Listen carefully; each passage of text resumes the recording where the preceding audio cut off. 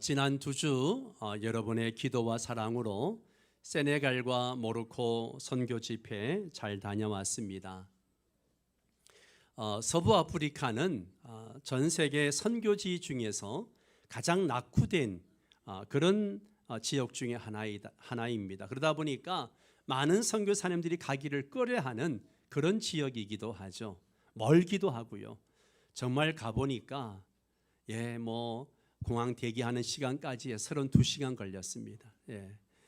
정말 멀기도 멉니다. 그런데 그런 지역에 7개 나라, 모리타니 들어봤어요? 모리타니, 감비아, 세네갈, 말리, 코트디부아르, 시에라리온, 차드 이런 나라들, 들어보지도 못한 이름도 생소한 나라들의 선교사님들이 와서 이제 함께 집회를 하고 은혜를 나누었습니다. 보통 선교사님들이 그 지역에서 20년, 길게는 35년 이렇게 사역하신 분들입니다. 20년, 30년 동안 사역하면서 수많은 질병으로 죽음의 고비도 넘기시고 또 교통사고로 분쟁과 테러로 몇 번의 죽을 고비를 넘기시면서도 그 땅을 떠나지 않고 그 땅의 영혼들과 함께했던 사역 이야기를 들으면서 이분들이야말로 하나님을 참으로 사랑하는 사람들이구나. 전기도 들어오지 않는 나라들이 있습니다. 전기를 하루에 6시간 넣어준다고 합니다. 그러니 전기 없이 산다고 여러분 생각해 보세요. 그런 지역에 우리 선교사님들이 생활하고 있습니다. 그러면서도 그 땅을 너무나 사랑하기 때문에 그 땅의 영혼들을 위해서 목숨까지 바칠 각오를 갖고 사역을 합니다. 정말 하나님을 사랑하지 않으면 할 수 없는 그런 사역들이죠. 그분들을 보면서 얼마나 하나님이 이들을 사랑하셨으면 또 그 자녀들을 얼만큼 축복해 주셨는지 그 이야기를 듣게 됩니다. 자녀들이 다 하나님의 은혜 가운데 잘 되어서 미국과 유럽 쪽에 나가서 이제 언어가 그쪽 언어니까 거기 나가서 의사로, 변호사로 또 여러 가지 직장인으로 살아가는 모습을 봅니다. 그런 모습을 보면서 생각나는 말씀이 있었습니다. 바로 오늘 말씀이었습니다. 하나님은 하나님을 존귀하게 여기는 자를 그 사람을 존귀하게 여기신다는 겁니다. 선교사님들이 고국의 안락한 삶을 포기하고 아무도 가고 싶어하지 않는 아프리카에 가서 하나님 나라를 위해서 헌신할 때 하나님은 그들의 가정을 존귀하게 여기시고 그 자녀들을 높여주시는 것을 보게 되었습니다. 여러분, 5월 가정의 달과 또 어린이 주일을 맞은 여러분, 우리 가정이 하나님을 존귀하게 여김으로 하나님이 높여주시는 그런 가정들 되시기를 주의 이름으로 축복합니다. 우리 모두는 이 땅을 살아가면서 소중하게 여기는 것들이 있어요. 우리 친구들 소중하게 여기는 거 있죠. 내가 좋아하는 것들이 있죠. 뭐가 있을까? 게임을 좋아하기도 하고 친구를 좋아하기도 하고 맛있는 걸 먹는 걸 좋아하기도 하고 그죠? 다 좋아하는 게 있어요. 그럼 어른들은 어떻습니까? 여러분들이 소중하게 여기는 것이 뭐가 있습니까? 우리는 하나님을 사랑합니다. 예수님을 사랑합니다. 그렇게 말하지만 이 마음속 깊은 곳에서는 사실 예수님보다 돈을 더 사랑할 때도 있고 또 자녀의 성공을 더 중요하게 여길 때가 있고 나의 어떤 편안함과 내 계획을 더 중요하게 여길 때가 있습니다. 그런 우리에게 하나님께서 오늘 아주 분명한 말씀을 주십니다. 나를 존중히 여기는 자를 내가 존중히 여기고 나를 멸시하는 자를 내가 경멸하리라. 그렇게 말씀하십니다. 여기에 존중히 여긴다는 말이 소중하게 여긴다는 거예요. 이 말씀은 단순한 교훈이 아니라 하나님께서 우리 인생을 다루시는 어떤 영적 원리이기도 합니다. 영적 원리예요. 네가 나를 어떻게 대하느냐에 따라서 내가 너를 그렇게 대할 것이다 라는 말씀이죠. 오늘 이 말씀 앞에서 우리 모두가 자신을 돌아보는 시간이 되기를 바랍니다. 오늘 말씀은 그냥 주어진 말씀이 아니라 특별한 상황 속에서 주어진 말씀이에요. 이 사무엘상 2장을 보면 두 종류의 사람이 나옵니다. 하나님을 가볍게 여긴 엘리의 아들들이 나오죠. 엘리의 아들들은 제사장들이었습니다. 하나님을 섬기는 자리, 가장 거룩한 자리에 있던 사람들이었습니다. 그런데 성경은 그들을 이렇게 평가합니다. 2장 12절에 그들이 여호와를 알지 못하더라. 예, 여러분, 지금 이들이 직업이 뭐라 그랬어요? 제사장. 지금으로 얘기하면 뭘까요? 목사와 같은 거예요. 근데 목사가 하나님을 알아요, 몰라요? 몰랐다 그랬어요. 이게 무슨 말일까요?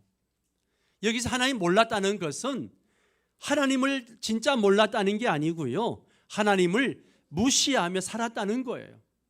백성들 앞에서는 이렇게 살아야 됩니다. 그리고 그렇게 설교해놓고는 자기 마음대로, 자기 멋대로 살았다는 것이죠. 예. 자, 한마디로 자기 제사를 자기 마음대로 드렸습니다. 자기 하고 싶은 대로 했어요. 우리 식으로 얘기하면 예배를 우습게 여겼다는 거예요. 예배를 너무너무 가볍게 여겼다는 거예요. 백성들의 재물을 빼앗았습니다. 하나님보다 자기 욕심을 앞세웠습니다. 겉으로는 신앙인 것처럼 보였지만 실제로는 하나님을 가볍게 여긴 인생이었습니다. 그와 대조되는 한 아이가 등장하죠. 바로 사무엘입니다. 하나님을 귀하게 여긴 사람 사무엘. 아직 어린 아이였지만 성경은 반복해서 이렇게 말합니다. 2장 18절에 여호와 앞에서 섬겼더라. 2장 26절에 점점 자라며 여호와와 사람들에게 은총을 받았더라 그랬습니다. 여러분, 같은 시대, 같은 성전, 그러나 완전히 다른 삶입니다. 왜 이렇게 달라졌을까요? 왜 이렇게 다를까요? 하나님을 대하는 태도가 달랐기 때문입니다. 하나님을 대하는 태도. 예. 여러분, 이 말씀은 그냥 먼 옛날 이야기가 아니에요. 오늘 우리에게 주시는 하나님의 질문입니다. 나는 하나님을 귀하게 여기며 살고 있는가? 한번 우리 어린이들과 우리 청소년, 청년들, 다음 세대, 그리고 우리 어른들도 생각해 보세요. 나는 하나님을 귀하게 여기고 있는가? 아니면 하나님을 점점 가볍게 여기며 살고 있지 않는가? 어린이도 예외가 아니고 어른도 예외가 아니에요. 같은 교회를 다니고 같은 말씀을 듣지만 어떤 사람은 엘리의 아들처럼 살아가고 어떤 사람은 사무엘처럼 살아갑니다. 여러분, 하나님은 오늘도 찾고 계십니다. 나를 귀하게 여기는 그 한 사람, 하나님 앞에서 살아가는 그 한 사람을 찾고 계십니다. 오늘 어린이 주일에 우리 모두가 이 결단을 하기를 원합니다. 나는 사무엘처럼 하나님 앞에서 살겠습니다. 따라서 합니다. 나는 사무엘처럼 하나님 앞에서 살겠습니다. 아멘. 그때 하나님께서 우리 인생을 통해 새로운 역사를 이루실 줄 믿습니다. 오늘 본문은 분명하게 말씀하십니다. 나를 존중히 여기는 자를 내가 존중히 여기고, 여기서 존중히 여긴다는 말은 히브리어로 카페드라는 단어를 씁니다. 그 뜻은 뭔가 하면 무겁게 여기다, 가치 있게 여기다, 이런 뜻을 갖고 있어요. 반대로 여기 멸시한다, 이것은 가볍게 여긴다는 뜻을 갖고 있습니다. 여러분, 우리의 삶을 가만히 보면 내가 무엇을 무겁게 여기는가, 무엇을 가치 있게 여기는가, 소중하게 여기는가 알 수 있습니다. 나의 시간을 어디에 쓰고 있는가, 내 돈을 어디에 쓰고 있는가, 내 마음을 어디에 두고 있는가, 이것을 보면 내가 소중히 여기는 게 뭔가 알 수 있다는 것이죠. 그렇다면 질문해 보겠습니다. 여러분은 하나님을 정말 귀하게 여기며 살고 있습니까? 이 질문에 답하기 위해서 세 가지로 생각해 보겠습니다. 첫 번째는요, 하나님을 삶의 중심에 두는 겁니다. 뭐라고요? 하나님을 삶의 중심에 두는 거예요. 하나님을 귀하게 여긴다는 것은 하나님을 내 삶, 내 생활의 중심에 두는 거예요. 많은 사람들이 하나님을 믿습니다. 그러나 하나님을 중심에 두지는 않고 살아가요. 어떤 사람은 필요할 때만 하나님을 찾습니다. 어려울 때만 기도하고 문제가 생길 때만 하나님을 찾습니다. 그러나 이것은 하나님을 귀하게 여기는 게 아니에요. 이것은 하나님을 그저 수단으로 사용하고 있는 겁니다. 하나님을 귀하게 여기는 사람은 다릅니다. 하나님을 수단이 아니라 주인으로 모십니다. 잠언 3장 6절 말씀을 보세요. 너는 같이 읽습니다.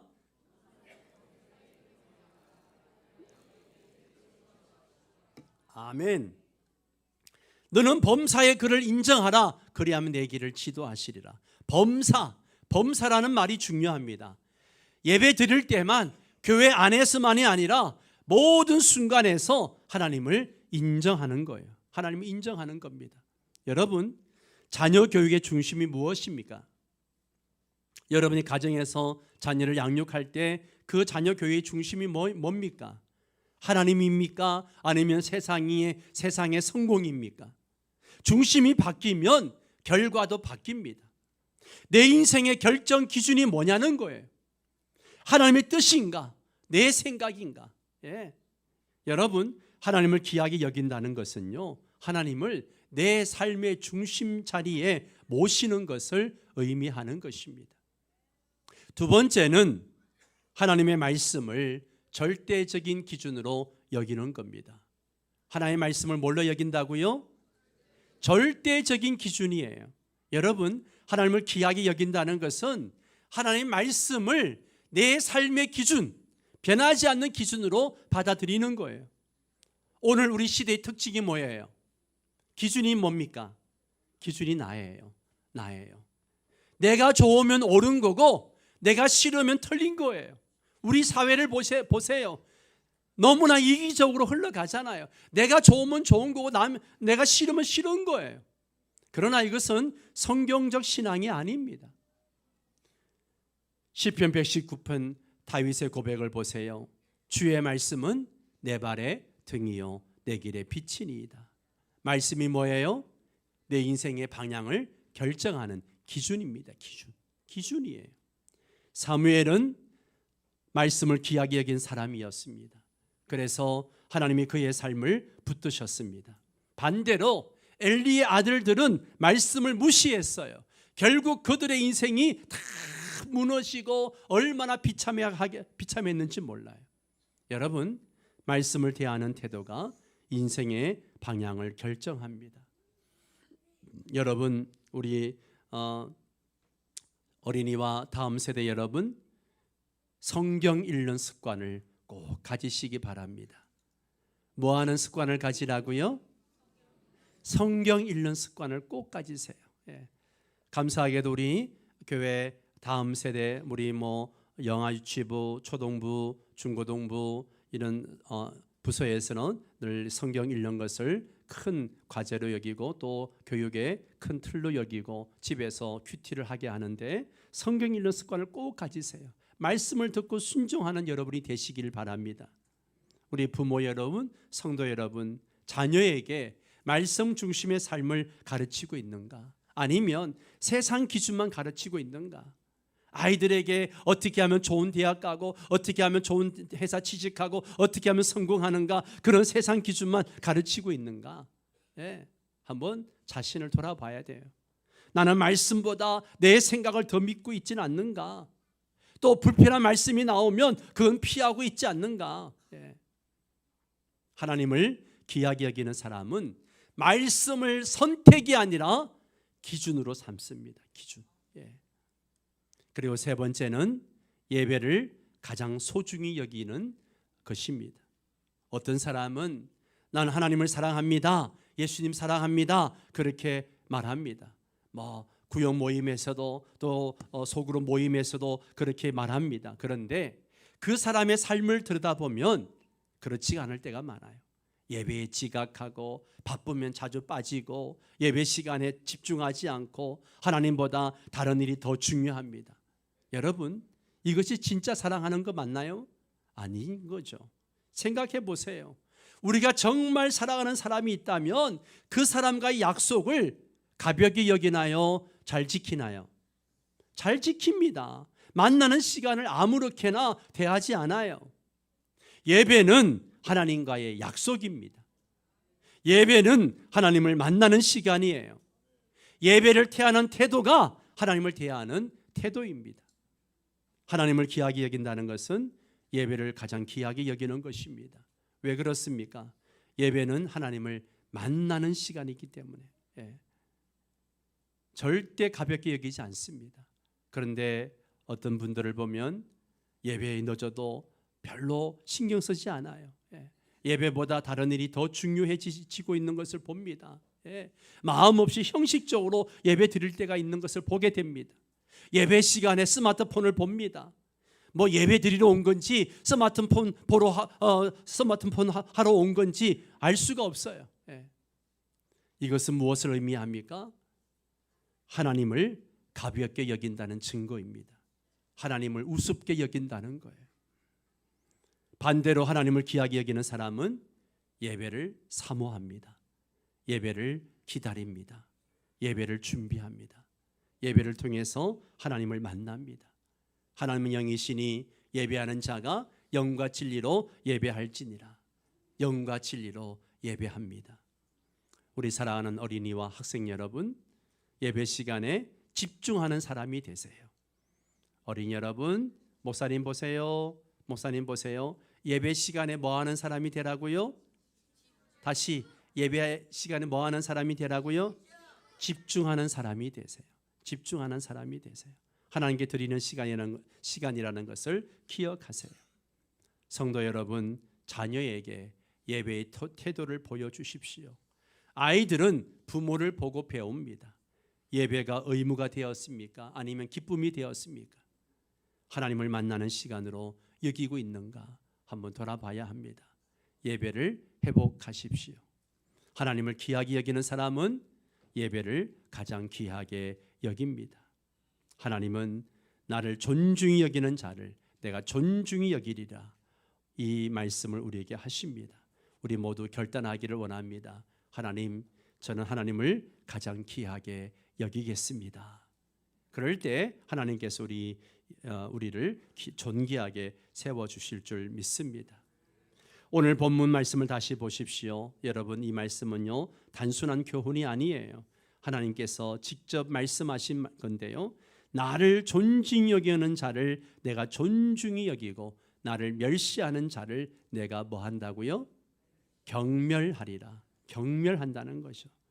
여기서 아주 중요한 사실을 발견합니다. 하나님은 우리의 삶을 그대로 두고 보시는 분이 아니라 분명한 기준을 가지고 역사하시는 분이라는 거예요.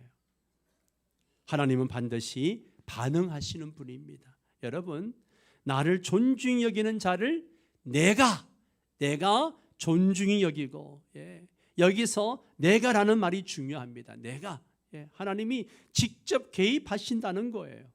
하나님이 그 인생에 반응하신다는 겁니다.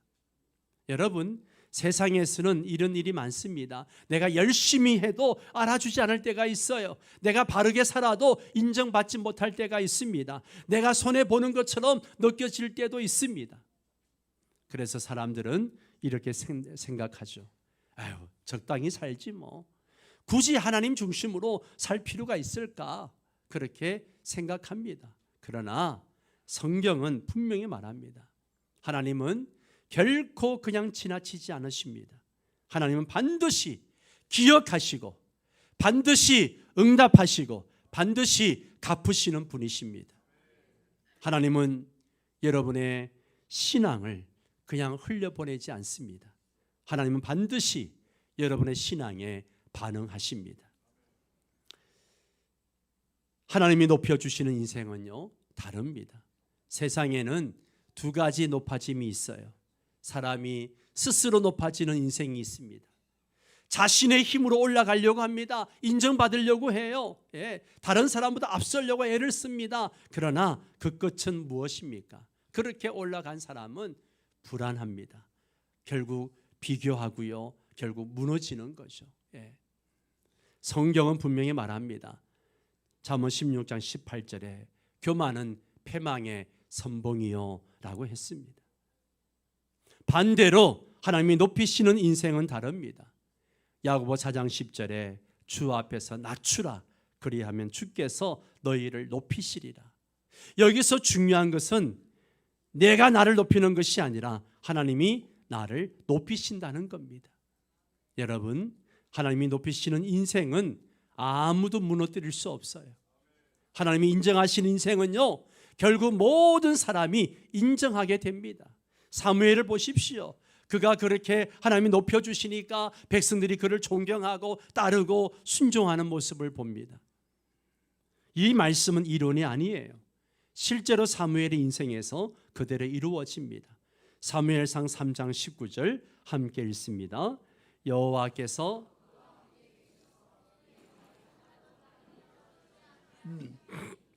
아멘. 무슨 말입니까? 하나님이 사무엘의 인생을 책임지셨다는 거예요. 하나님이 그의 삶을 인정하셨다는 뜻입니다. 그리고 이어서 보면 온 이스라엘이 사무엘을 인정하게 됩니다. 여러분, 사무엘은 스스로 높아지려고 한 적이 없어요. 그는 하나님 앞에서 살았을 뿐입니다.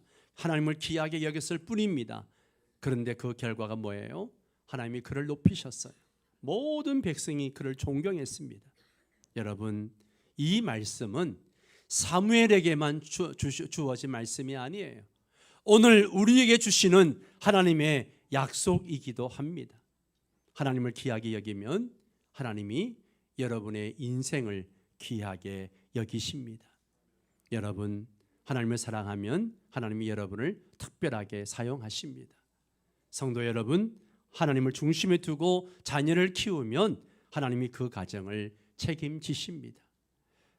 하나님을 높이면 하나님이 여러분의 인생을 높여주시는 겁니다. 사랑하는 성도 여러분, 세상은 말합니다. 성공하는 사람이 존귀한 거다. 돈을 많이 버는 사람이 존귀한 거다. 그러나 성경은 분명히 말씀하십니다. 나를 귀하게 여기는 사람이 진짜 존귀한 거다. 오늘 어린이 주일에 우리 모두가 이 고백을 드리기를 원합니다. 하나님, 저는 하나님을 가장 귀하게 여기겠습니다. 그때 하나님께서 말씀하실 겁니다. 내가 너를 귀하게 여기겠다. 여러분, 오늘 하나님께서 우리 모두에게 묻고 계십니다. 너는 나를 얼마나 귀하게 여기느냐? 어린 여러분, 게임보다 하나님을 더 사랑할 수 있겠습니까? 친구보다 하나님을 더 소중히 여길 수 있겠습니까? 부모 여러분, 자녀의 성공보다 하나님을 더 앞에 두시겠습니까? 가정의 중심을 하나님께 드리시겠습니까? 하나님보다 더 중요하게 여겼던 것을 내려놓을 수 있겠습니까? 우리 모두가 그렇게 될 수 있기를 바랍니다. 영국의 유명한 올림픽 육상 선수 에릭 리들이라는 사람이 있었습니다. 이 사람은 올림픽 육상 경기 100m의 최고의 기록을 가지고 있는 사람이었기 때문에 금메달이 유력한 선수였어요. 그런데 막상 올림픽 출전해서 스케줄을 보니까 이 100m 결성이 주일날 잡힌 거예요. 주일날. 그러니까 에릭 리들이 내가 100m 결성에 나갈 건가, 하나님만 예배할 것인가 고민을 했습니다. 사람들은 야, 이건 평생 한 번 올 수 있는 기회야. 하나님은 이것도 이해하실 거야. 그렇게 이야기했습니다. 그때 그는 단호하게 말합니다. 나는 주일에 출전하지 않고 하나님께 예배드리겠다. 결국 그는 금메달을 포기했습니다. 영국의 국민들은 난리가 났어요. 에릭 리들을 향해서 조국을 배반한 사람이라고, 비겁한 사람이라고, 어리석은 사람이라고 조롱하고 욕했습니다.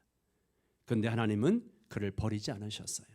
그 다음 날 400m 경기가 열렸는데 에릭 리들이 자기 종목이 아닌데 출전을 했습니다.